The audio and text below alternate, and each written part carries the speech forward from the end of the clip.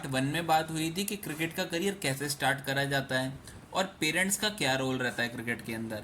आज पार्ट 2 लेके आए हूँ। पार्ट 2 में बात करी जाएगी कि क्रिकेट में क्या चैलेंजेस होते हैं और उनको टैकल कैसे करा जाता है। तो वीडियो को आखिरी तक ज़रूर देखें।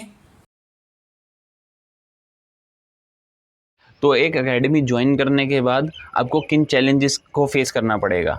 अब एक एकेडमी ज्वाइन करने के बाद आप भी प्रैक्टिस कर रहे हो और बच्चे भी प्रैक्टिस कर रहे हैं। अब हर किसी एकेडमी के अंदर आजकल 50 से 100 बच्चा है। अब 50 से 100 बच्चा तो अच्छा हो नहीं सकता, उसमें से गिने चुने बच्चे जो मेहनत कर रहे हैं और जिनमें टैलेंट है वही अच्छे होंगे।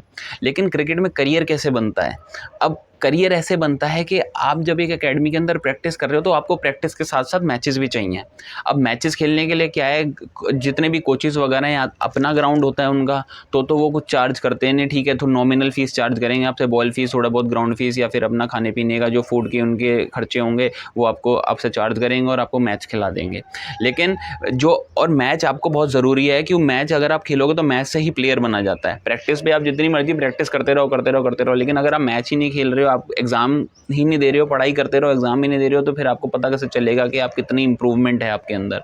तो मैचेस खेलने भी ज़रूरी हैं। कई एकेडमीज़ में ऐसा होता है कि ठीक है उनके पास अपना ग्राउंड नहीं है तो वो बाहर के ग्राउंड बुक करते हैं और वहाँ पे आपको मैचेस खिलवाते हैं आपकी इंप्रूवमेंट के लिए, तो उसमें भी खर्चा होता है। तो आपको ये भी चीज़ देखनी पड़ेगी कि हाँ, हमारे पास इतनी फाइनेंशियली हम इतने स्ट्रॉन्ग हो कि हमारा जो मैच फीस वगैरह है या फिर जो हम टूर्नामेंट भरते हैं, जैसे एकेडमीज टूर्नामेंट भरती है तो उनकी भी फीस होती है। कुछ भी फ्री नहीं है गाइज इस स्पोर्ट्स के अंदर। बट हाँ ठीक है, ये है कि आपको एक माइंड सेट बनाना पड़ेगा कि हमारा इतना इतना खर्चा है। एक बजट बना के चलो कि इतना इतना खर्चा होगा हमारा महीने का कोचिंग का, तो और जो मेरे को ये सारे मैचेस वगैरह खेलने हैं, तो उससे आपको एक बजट बनाना पड़ेगा और उसके हिसाब से आपको मैनेज करनी पड़ेंगी चीज़ें। और ये बहुत ज़रूरी है क्योंकि अगर आप मैच नहीं खेलोगे तो इम्प्रूवमेंट नहीं होगी, और इम्प्रूवमेंट नहीं होगी तो फिर खेलने का कोई फ़ायदा नहीं है।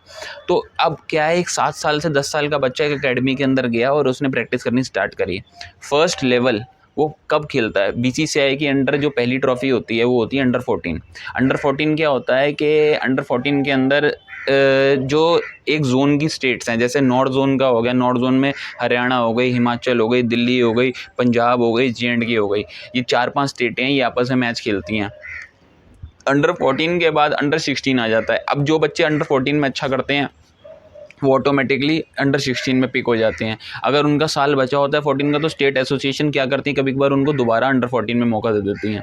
लेकिन ये है कि उस तक अंडर 14 तक पहुंचने के लिए, आपको बहुत सारे मैचेस खेलने पड़ते हैं, आपको बहुत मेहनत करनी पड़ती है। उससे के साथ साथ जो एसोसिएशन के मैचेस होते हैं, जैसे फॉर एग्जांपल अगर आपको मैं एग्जांपल लूँ कि जैसे दिल्ली डिस्ट्रिक्ट क्रिकेट एसोसिएशन का, जैसे डीडीसीए से आपको खेलना है, तो डीडीसीए से आपको खेलने के लिए पहले अगर अंडर 14 खेलना है तो उसके पहले जो ये आपके क्लब क्रिकेट के मैचेस होते हैं वो खेलने पड़ेंगे। क्लब क्रिकेट में अच्छा खेलोगे तो फिर आपके जो रन्स होंगे, रन्स के ये आपको ट्रायल पे बुला लेंगे, और ट्रायल पे बुलाने के बाद फिर आपको ट्रायल मैच खिलाएंगे। ट्रायल में अगर आप सेलेक्ट होते हो तो ट्रायल मैच खिलाएंगे। ट्रायल मैच के बाद आप सेलेक्ट होते हो तो फिर आप एक कैटेगरी में आ जाते हो कि हाँ 20 लड़कों में आ गया लड़का। अब 20 लड़कों में आने के बाद फिर आपको टीम में मौका मिलता है, वो आप पे डिपेंड करता है, आपकी परफॉर्मेंस पे डिपेंड करता है। बट ये ओवरऑल मेरे को इतना पता है कि क्रिकेट में सिफारिश भी चलती है, पॉलिटिक्स बहुत होती है, लेकिन जो अच्छा प्लेयर है, ये आप देखोगे कि भाई कई बच्चे निराश हो जाते हैं कि भैया मेरा नहीं हो रहा, सर मेरा नहीं हो रहा, मेरे पास टैलेंट भी है, मैं परफॉर्म भी कर रहा हूँ। लेकिन यही है कि अच्छा प्लेयर एक टाइम पे पिक ज़रूर होता है। अगर आप ऐसा सोचोगे कि भाई ठीक है पॉलिटिक्स है, पैसा है, ये सब चीज़ें बाद की चीज़ें हैं, क्योंकि ये उनके लिए प्रेफर करती हैं जिनके पास टैलेंट नहीं है। जिनके पास टैलेंट है, जो मेहनत करते हैं, और जो रन बनाएगा वो 16 नहीं तो 19 नहीं तो 23 नहीं तो रणजी ट्रॉफी कहीं ना कहीं तो ज़रूर घुसेगा ही घुसेगा और खेलेगा ही खेलेगा। तो टैलेंट और मेहनत दोनों करनी है आपको, क्योंकि उसके साथ ही आप एक मतलब बीसीसीआई की ट्रॉफी खेल सकते हो। और बीसीसीआई के जैसे फर्स्ट आपने जैसे खेला अंडर 14 खेला, अंडर 14 में आपने परफॉर्मेंस करी, तो उसके बाद अंडर 16 होती है, अंडर 16 में खेला और उसके बाद अंडर 19 होती है, अंडर 19 के बाद अंडर 25 होती है, अंडर 25 के बाद रणजी ट्रॉफी होती है। अब जो इस तक पहुंचने के लिए क्या सीढ़ियां हैं, कैसे इस मतलब आप एक स्टेट की टीम में आओगे, इसके बारे में बताऊंगा मैं अगली वीडियो में। तो अभी तक के लिए आज जितना मतलब अभी तक जो चीज़ मुझे पता थी वो मैंने आपको बता दिया है, बाकी नेक्स्ट वीडियो में बताऊंगा। काट दे अब इसको। तो इसके बाद हमें क्या देखना है कि अब हम किस एकेडमी में जाएं, मतलब एकेडमी को कैसे चूज़ करें। तो दोस्तों मेरा मानना ये है कि आप एक 2 घंटे की एकेडमी से प्लेयर नहीं बन सकते हो। आपको साथ के साथ उसके एक्स्ट्रा प्रैक्टिस चाहिए।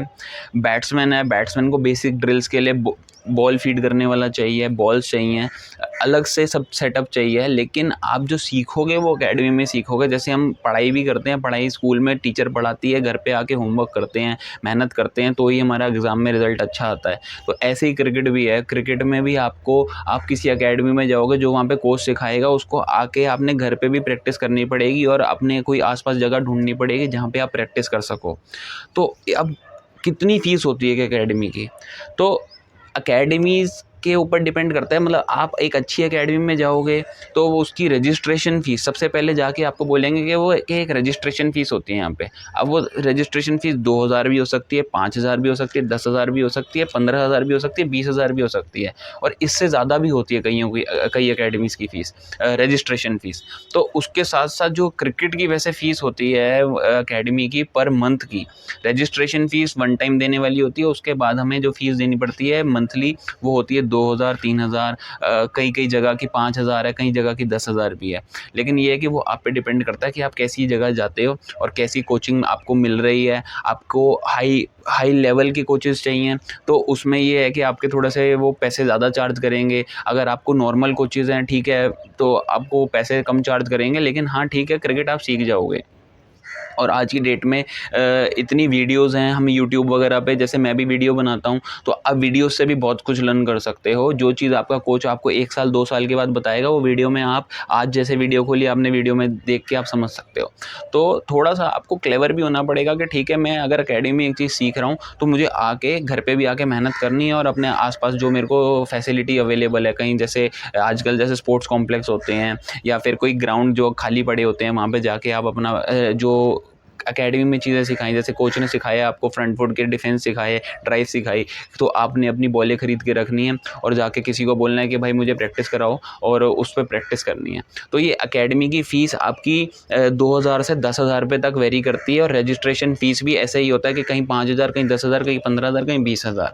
अब इसके बाद क्या होता है, जो हमारे क्रिकेट में चैलेंजेस आते हैं